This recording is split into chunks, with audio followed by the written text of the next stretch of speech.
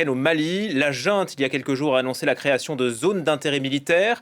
En clair, ce sont des zones de guerre interdites aux civils. Une décision qui intervient alors que les djihadistes multiplient les attaques dans le pays. Ils modifient aussi leurs capacités militaires. Ça a été le cas notamment récemment sur la base de Sévaré. Wassim Nasr, vous nous avez rejoint, bonjour. Bonjour. Vous nous décryptez des vidéos diffusées par le JNIM. D'abord, qu'est-ce que disent ces images? On va tout de suite regarder déjà une carte pour voir où se situe Sévaré. Donc c'est dans le centre du Mali. Et on parle des attaques qui ont eu lieu le 25. Et l'on voit toutes les attaques qui ont eu lieu le 25. Donc, attaques coordonnées. 25 avril. 25 avril. Attaques coordonnées entre le JNIM et les rebelles FLA dans les zones nord. Donc à Gao et à Kidal, ils ont combattu ensemble. Et tout le reste, c'était des attaques du JNIM. On voit Mopti, on voit Sévaré. On voit les images de Sévaré maintenant. Donc Mopti et Sévaré attaqués en même temps. Et quand on regarde les images de Sévaré, c'est classique. Ça veut dire qu'ils s'attaquent à l'emprise.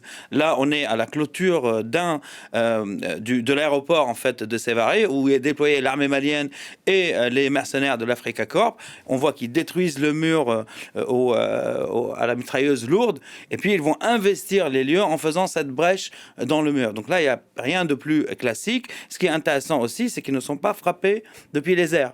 Donc pas d'intervention de l'armée de l'air malienne, pas d'intervention des hélicoptères russes de l'Africa Corp, ni des drones achetés aux Turcs. Et donc ce qui est intéressant va venir plus tard et on va voir que pour rentrer comme ça dans la base, il y a eu un usage de drones.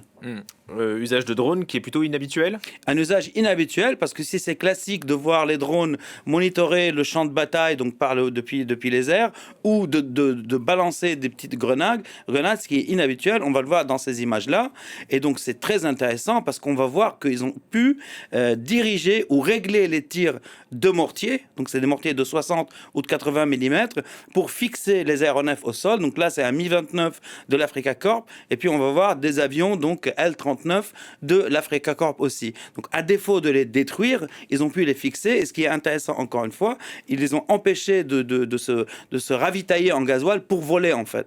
Et ce qui est intéressant et c'est le plus intéressant, c'est avec les drones, ils ont pu diriger et régler les tirs de mortier. Donc c'est une vraie capacité militaire, c'est pas donné, c'est pas facile et ça prouve aussi qu'ils ont une visualisation en direct des images de drones, donc évidemment via Starlink. Donc cette planification, cette coordination militaire est inédite et de source propre. Il y a eu des drones qui ont droppé des grenades, mais il y a aussi des drones, comme on dit, qui ont réglé les tirs, donc de mortiers de 60 et de 80 mm. Il y a ce qu'on voit sur les images et comme vous êtes un fin spécialiste, il y a aussi ce qu'on ne voit pas et vous arrivez à en tirer des conclusions. Effectivement, donc on va voir maintenant les images quand ils sont rentrés dans l'emprise de Sévaré, donc l'emprise de l'aéroport, et là on constate qu'ils sont en fait à une extrémité de l'aéroport. Donc ce qu'on ne voit pas sur les images, ce sont les djihadistes qui arrivent sur le tarmac.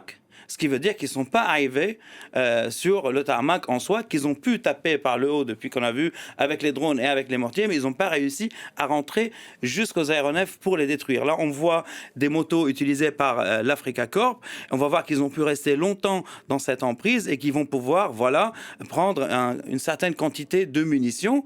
Donc, ce qu'on ne voit pas encore une fois, c'est le tarmac. Ils n'ont pas réussi à arriver jusqu'au tarmac. Et pourquoi? On va le voir avec une image, parce qu'on va voir un véhicule, donc piégé, le voilà, donc du JNIM, donc blindé au niveau de la cabine et puis piégé, donc là qui est dans la ville de Sévaré. Et ce qui est intéressant à voir, ce sont des civils autour du véhicule. Donc ces civils ce véhicule qui était supposé faire une brèche pour terminer l'aéroport de Sévaré et arriver jusqu'à l'aéronef a été empêché avant.